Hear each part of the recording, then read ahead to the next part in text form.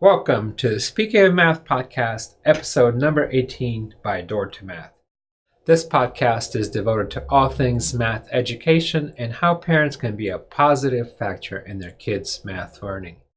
Math is the gateway to many professional careers as well as confidence and personal growth. Find more information at www.doortomath.com. So let's get on with the topic of the day. Today we're going to talk about working with kids who excel in math. First thought that comes to my mind is if they excel in math, what's their talk about? It's easy. They just do their math and you just be a proud parent and that's it. Such a waste of talent. That's the word I come to my mind. Math is one of those unique languages. If you think it as a language, then a kid who naturally think in terms of patterns and numbers and logic is, I would say, by far rare to find. And those kids needs to be nurtured and have more vitamin B and C, sort of speaking, in the education field. So we spend a lot of time talking about kids who are not doing well in math and what parents can do. When kids are doing well in math, especially in the upper grades, chances are they know math more than their parents, and they just kind of want to be left alone and just do their thing. So, what can a parent possibly do for a child, or how can a parent nurture a child that's doing well in math? Yeah, that's a really good question. Since I'm a tennis player, I'll give an analogy to answer that question. It's not the best way, but that's what I got.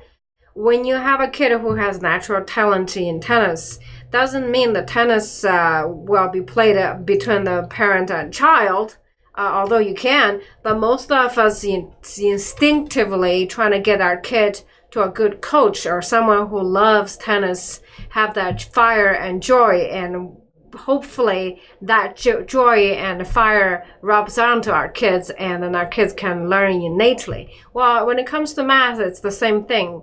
Don't think it as a school subject or academics. Think of it as a love of a sport or language or talent that needs to be nurtured. So what I heard you say is find someone for them who can nurture their talent? Yes.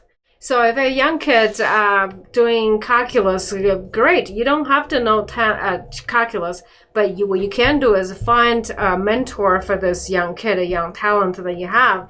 And but there's nothing more gratifying to work with a kid who has such natural talent early on and talk to someone, converse with someone who actually in the field, whether being a math theory or whether being analysis, doesn't matter what, but it's the infectious curiosity and joy of math what gets nurtured.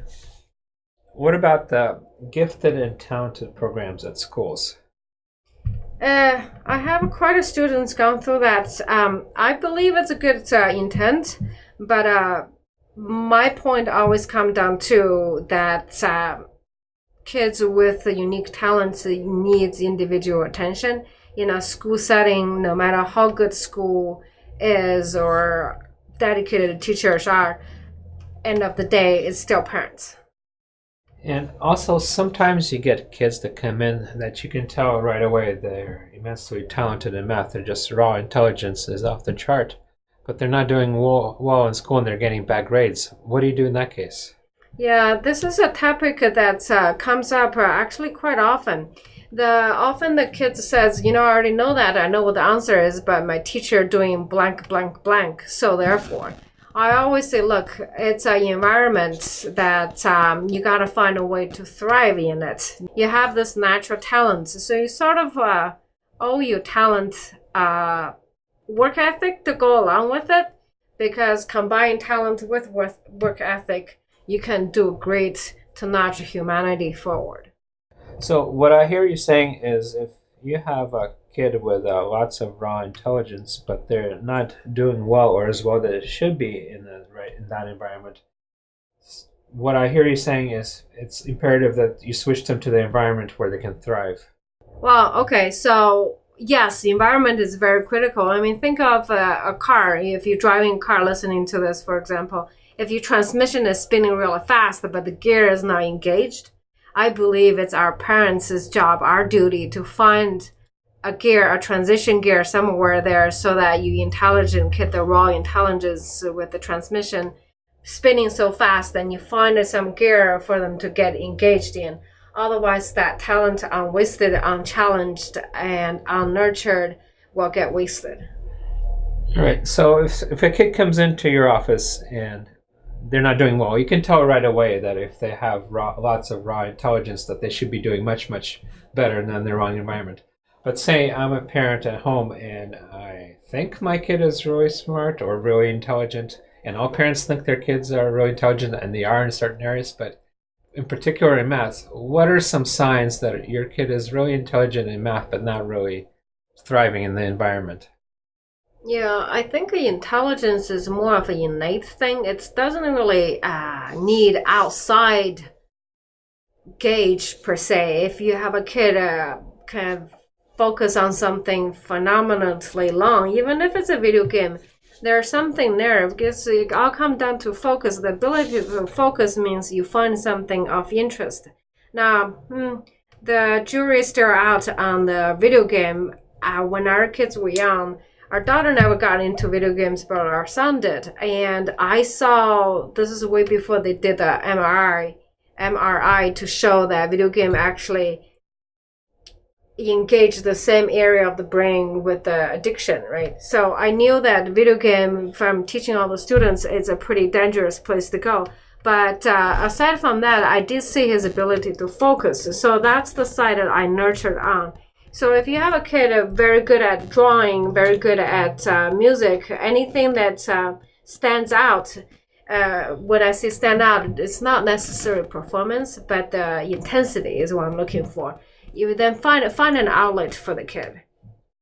All right, so this is a related area.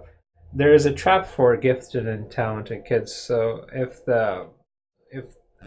they can master their work ahead of their peers, they become a bit lazy. They don't do the work, and then bam, some harder subject hits, and they don't have the muscle to do the work, and then they fall behind. So what do you do with a trap where the kid is really intelligent, so they don't have to work hard, and then they get lazy? Yeah, we call that smart kid gliding syndrome here at work. So one thing I always say whenever I have a kid such as the one you described, I challenge them right then there. If they don't want to get ahead in their grades, which I don't think is a good idea, what I do is ask them to cut their homework time half. Every time they come in, I said, can you cut your homework half? What I'm training them is that environment around them, peer and supporting system important. So what I can do then at work is to nudge them forward, have them challenging in the sense that find a more efficient way, find a more effective way. There's always different avenues you can look for to challenge a kid. It doesn't have to be a sixth grader taking calculus too. You can have a sixth grader doing the homework that normally would take his peer or her peer, say 20 minutes. It's challenging the kid to see if you can get it done in 10 minutes, 5 minutes. So what I hear is add some stress or some pressure to them so that they can use their abilities to the full. And so that's not to stress them out. One way is to make a game out of it.